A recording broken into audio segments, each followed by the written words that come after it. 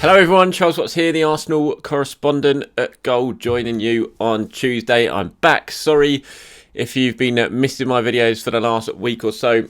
I did say on my last one that I was off on holiday, having a bit of family time. Headed down to Devon for the week with my wife and my kids. Had a great time, although the weather was a bit typically British. But back fit, raring to go as we approach the new season. I have got another week off coming up in a couple of weeks. Just to forewarn you now, which is why you might not see too much of me then, but 2 kids on school holidays, what are you going to do? Can't afford them astronomical childcare fees, so got to take some time off to look after them. But anyway, forget about my childcare issues. Let's talk about football, as it's been a while now, and what's been going on at Arsenal. Well, same old really. Lost against Chelsea. In the Mind Series game, I didn't see the match. Obviously, I was away on a holiday. I did watch the highlights of it. Seemed classic Arsenal, really. Defensive errors gifting the opposition goals, something we saw plenty of last season, something we've seen plenty of already in pre-season. This summer already. Got themselves back level through Granit Xhaka, who's still at the club, which we'll talk about later on. Very unlucky not to get the 2-2 draw. Obviously should have done, would have done if goal line technology was in use. I think we all saw that Joe Willock finish was certainly over the line in that one. But as usual with Arsenal, we've also got injury issues, and Thomas Partey once again suffering that ankle injury after half an hour that saw him forced off. Nightmare really for Thomas Partey. I think the one exciting thing so far in pre-season this summer has been the form of Thomas Partey. He's looked really, really sharp. It was really excited to see him sort of hit the ground running this season, sort of put last season the injury behind him, and what we'd seen so far in pre-season looked really good. The speed of passing, breaking the lines, he just looked sharp as well. He's finishing and he's shooting as well. Yes, he hadn't scored, but gone close. It would work a couple of times. And you started to think, are we going to see the real Thomas Partey on a consistent basis, week in, week out? Now he's injury free, and then he goes and gets that injury again. I've seen a lot of people say, he's injury prone. He's not injury prone. He's just having a bad time of things. And you look at the way he got this injury at the weekend, and from that tackle, getting his ankle trapped under his foot. That's not an injury prone thing. That's just a really unlucky, unfortunate incident that is going to cause you problems, because you're going to go over on your ankle like that. Now, the early signs of Thomas Partey is kind of mixed, really. He had his scan on Monday, and he is going to miss the start of Arsenal's season, barring some sort of miracle recovery. But from both sides of things, Partey is certainly being ruled out here for a few weeks. So he's going to miss, obviously, the game against Tottenham at the weekend in the Mind Series, and then he'll miss the Brentford game on Friday. Arsenal then play Chelsea on the 22nd of August, I think it is, and then Man City on the 28th. Partey will be looking at one of those, as things stand, as the game where he could possibly come back. You look at a few weeks, maybe that Chelsea game on the 22nd could be a bit early for him. Potentially that Man City game on the 28th is more the likely option for Thomas Partey. Now, he will see another specialist this week, but the early signs are that it's not as bad as it could have been. That's what Arsenal are taking from the scan, and what people close to Thomas Partey are taking from it as well. So frustrating news on him, the fact that he's got this injury, and yes, he's going to miss the start of the season, but also some slightly positive news, because there were genuine fears that this could be quite a bad one and it could be a long-term thing for Thomas Partey. But the early indications from the scan is that it's not as bad as it could have been, and he will only miss a few weeks and not a long-term thing. So silver linings and all that. Yes, it's frustrating in one way, but there's a sense of relief in another way that it wasn't quite as bad. Now, he will, as I said, see a specialist later this week, so perhaps things could change. That's certainly when it's going to become clearer in terms of potential timeline, that sort of thing. So fingers crossed we get some more good news on Thomas Partey later in the week, but it is a blow. He will miss that game against Brentford on Friday, August the 13th, when Arsenal get their new season underway. Now, of course, what that means with Thomas Partey absent is that Arsenal have got a very good chance of starting the new season with a central midfield of Granit Xhaka and Mohamed Elneny. Now, if that doesn't just fill you with, what's the right word here? Dread is maybe a little bit too harsh, but it's just so uninspiring, isn't it? I think after 2 8th place finishes, you really wanted to see something fresh this season, something that's going to convince you that there could be some positive signs ahead. that doesn't fill me with too much optimism. Now, Granit Xhaka is staying.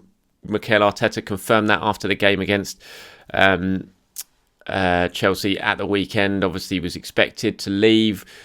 Roma thought they were going to get him. Xhaka had agreed personal terms with Roma. He wanted to move. Arsenal were willing to let him go. But Roma haven't paid up. I think I said in my last video before I went away on holiday that Arsenal's situation hadn't changed. They were willing to let him go, but they'd said to Roma, look, give us something that's acceptable. Roma didn't get anything close to that, and now a line has been drawn in sand of that. Xhaka is back, scored against Chelsea. Mikel Arteta is saying after the game that he is now staying, and it's certainly working towards Granit Xhaka signing a new contract now at Arsenal. Now, this is quite a dramatic turnaround from where it was, a week and a half ago. My personal opinion on it, I don't really understand the new contract. I can understand him staying because if you're not going to get rid of him, you're not going to get the fee that you really want for him. Then keep him. But I don't get tying him down to a new contract because Arsenal. This is a player Arsenal were clearly quite happy to let go this summer. Now suddenly you're going to tie a player who's going to turn 29 in September down to a long-term contract. So this whole protecting the value thing, I don't really get that when it comes to Granit Xhaka. For someone like, I don't know, Joe Willock, who we'll get to later on in this video, yes, I can understand that.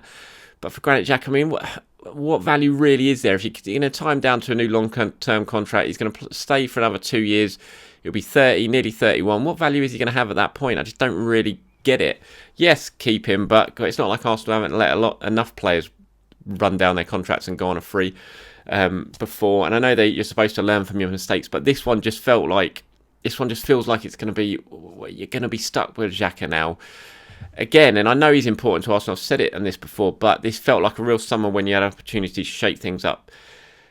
To keep Xhaka is one thing, but to give him a new contract, I don't really understand that. It's another pretty baffling decision from the club in my view. And the fact that Arsenal are now going to go into this new season potentially with a Xhaka and Elneny central midfield pivot, it's just really uninspiring. Personally, I hope we're going to see Sambi Lokonga start because he's looked decent in pre-season. I mean, granted, I only saw him in patches against Chelsea because I didn't see the whole match. I watched highlights, but by all accounts, speaking to people who were there, they were impressed by what they saw from him. He feels like more of a Partey replacement to me than certainly Elneny does, and I just the thought of going into the season with Xhaka and Elneny, I'm just like, no, I just want to see something new. I want to see something fresh, something that convinces me that Arsenal aren't going to struggle to get a top 6 finish again, that they're not heading for another 8th place type finish, and just the freshness of having someone new in there who can do something different, who can drive the ball forward. We saw the quality of pass from Sambi when he set up the chance, which ended with Joe Willock having the shot that hit the underside of the bar when he played Nicolas Pepe in. And Elneny's just not going to do that. And personally, for me, I'd like to see Arteta be brave here and not just take the safer alternative and go for something a little bit different and go with Sambi against alongside Xhaka for the game against Brentford. It'll be interesting to see who starts against Tottenham at the weekend. Because you'd think that's the last pre-season game before everything gets underway. That'll be the real indicator of who's going to start against Brentford. And for me, I'd really want to see some more of the new signing rather than Mohamed Elneny again, who's perfectly fine, tidy. He does what he does. I'm not going to dig Elneny out or anything like that, but you just want to see something a little bit different after a couple of years of very mediocre, underperforming, underwhelming Arsenal performances, and going into that season again with potentially only one new addition to the starting 11, and that centre back, and I'm very happy with the signing of Ben White. That obviously was confirmed while I was away, and I think he's a really exciting player. I think he's going to be an excellent addition. But let's face it, centre back was not exactly Arsenal's pressing need when it came to bringing in a new signing. And to only really go into the new season after 2 successive 8-play finishes with 1 new signing, and that at centre-back, when you've been struggling for goals, struggling for creativity, it just doesn't really fill me with too much confidence that we're on for anything, very different this season. I think that's what we all wanted to see after what's been a difficult couple of years. So that's my opinion on the Granit Xhaka situation. We'll have to wait and see, obviously, what happens at that and what Arteta does when Arsenal line up against Brentford on August the 13th. Joe Willock is potentially another option that you could play in central midfield. We saw he came on, got into the box, as he always does, against Chelsea, scored a good goal, despite it not being given, as he has done, as he's shown he did plenty of times for Newcastle while he was on loan there at the end of last season. So he could be another option without Thomas Partey. Can you play Joe Willock as more of a sort of box-to-box number 8 type player, really? Play Xhaka as the real out-and-out holder at 6 and play and give Willock license to roam and go box to box and make those runs into the penalty area like he's done so well for Newcastle. It is an option. The thing is, though, we don't really know. It's not really any clearer in terms of what Joe Willock's future is. Now, noises up in Newcastle seem to suggest that they are willing to potentially pay over £20 million to bring Willock in. Arsenal have yet to make a firm decision on what they're going to do with him. Maybe Thomas Partey's injury has clouded things even further, and they're waiting to get full extent from that meeting with the specialist later this week to see just how long he will be out for. I mean, there has been talk that Newcastle set a deadline for Joe Willock. Steve Bruce was asked that after the weekend. He said no, but I would kick myself if it happened that Willock went on loan and we didn't get him, so I haven't got a cut-off point in my head. Now, Newcastle are desperate to sign Joe Willock. Joe Willock is desperate to play week in, week out. He knows he's going to get that at Newcastle. He's probably not going to get that at Arsenal. I've said it before in these videos. I kind of feel like Joe Willock, this is the time to sign him, to sell him. I'm not sure you're going to get... You run the risk, if you don't sell him now, you run the risk of his value decreasing. I'm not sure if Willock's value is ever going to be higher than it is now. I might be totally wrong now. You can't deny what Willock did up at Newcastle on loan. Those goals he scored, it was so impressive, that run of scoring. But I can only go with what my eyes tell me. And whenever I see Joe Willock, I think, has he really got that higher ceiling? Is he going to get any better than a £22-25 million player? I'm not so sure.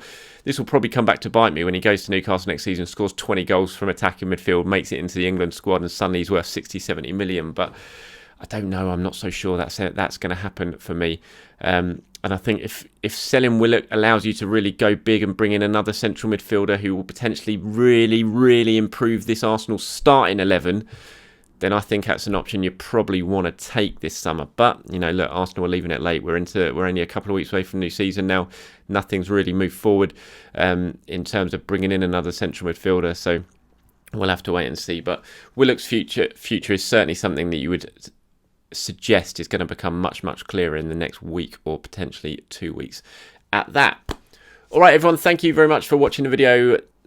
Sorry for having a week off. I did see plenty of your messages asking where I was and why aren't I doing any videos, but now you know I was on a bit of a holiday, but I'm back now, and so look forward to seeing plenty more of these as the week progresses. Until then, everyone, have a very good day. I'll speak to you soon.